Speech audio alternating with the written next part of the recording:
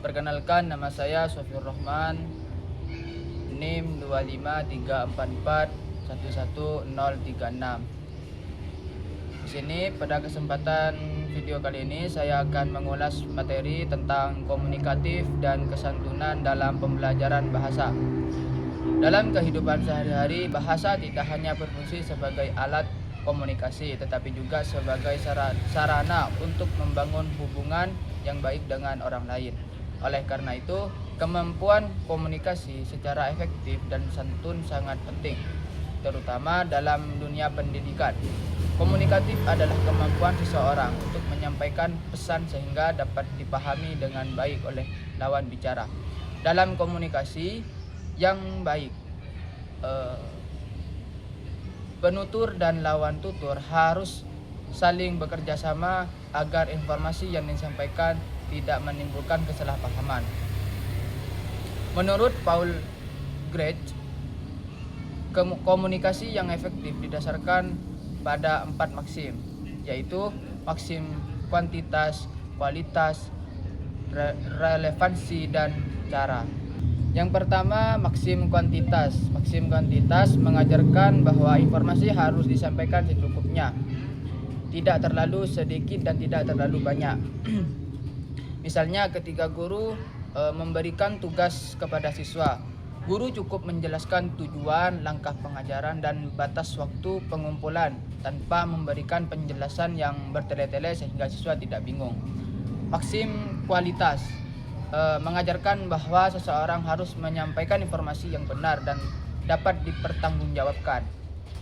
Sebagai contoh, ketika seorang siswa tidak mengerjakan tugas karena sakit, maka ia harus berkata jujur kepada gurunya dan tidak mencari alasan yang dibuat-buat. Maksim relevansi berarti informasi yang disampaikan harus sesuai dengan topik pembicaraan. Contohnya, saat diskusi kelompok membahas penggunaan bahasa Indonesia yang baik dan benar, maka peserta diskusi seharusnya tetap fokus pada topik tersebut dan tidak membahas hal-hal yang tidak berkaitan. Selanjutnya adalah maksim cara. Maksim ini mengharuskan seseorang berbicara dengan jelas, tidak berbelit-belit dan mudah dipahami. Misalnya ketika ketua kelompok menyampaikan hasil diskusi di depan kelas dengan bahasa yang runtut sehingga teman-temannya dapat memahami isi presentasi dengan baik. Selain komunikatif, dalam pembelajaran bahasa juga diperlukan kesantunan berbahasa. Geoffrey Leach menjelaskan bahwa kesantunan dapat diwujudkan melalui 6 maksim, yaitu kebijaksanaan, kedermawanan, pujian, kerendah hatian, kesetujuan, dan simpati. Maksim kebijaksanaan mengajarkan agar kita meminimalkan kerugian bagi orang lain dan memaksimalkan keuntungan bagi orang lain. Contohnya, seorang mahasiswa menawarkan bantuan kepada temannya yang kesulitan memahami materi kuliah. Maksim kedermawanan berarti seseorang bersedia berkorban dan membantu orang lain. Misalnya, seorang siswa rela meluangkan waktunya untuk membantu temannya yang tertinggal pelajarannya.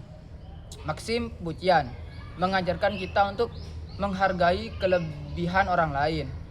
Dalam kelas, guru dapat memberikan apresiasi kepada siswa yang aktif bertanya atau berani menyampaikan pendapat sehingga dapat meningkatkan motivasi bagi mereka. Maksim kerendah hatian mengajarkan seseorang untuk tidak menyombongkan diri. Sebagai contoh, seorang siswa yang memperoleh nilai tertinggi tetap rendah hati dan tidak meremehkan teman-temannya yang memperoleh nilai lebih rendah. Maksim kesetujuan mengajarkan kita untuk menghargai pendapat orang lain dalam diskusi kelas. Meskipun terdapat perbedaan pendapat, peserta diskusi tetap menghormati dan mempertimbangkan pendapat teman-temannya.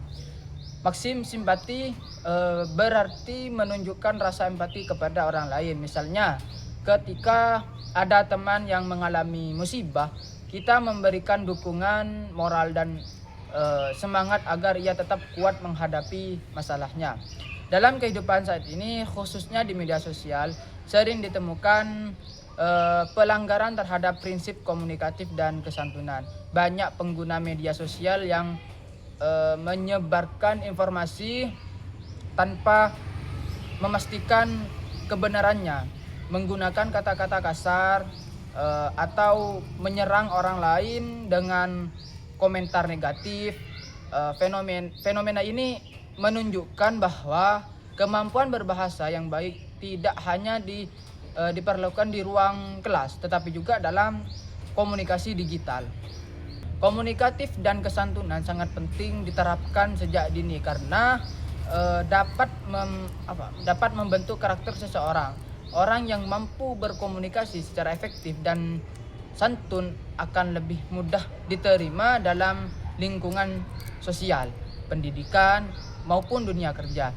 Selain itu, komunikasi yang santun juga dapat mengurangi konflik dan menciptakan hubungan yang harmonis. Sebagai calon pendidik, kita harus mampu menjadi teladan dalam menggunakan bahasa yang baik, benar, komunikatif, dan santun. Dengan demikian, peserta didik tidak hanya memperoleh pengetahuan bahasa, tetapi juga belajar menghargai orang lain melalui tutur kata yang mereka gunakan.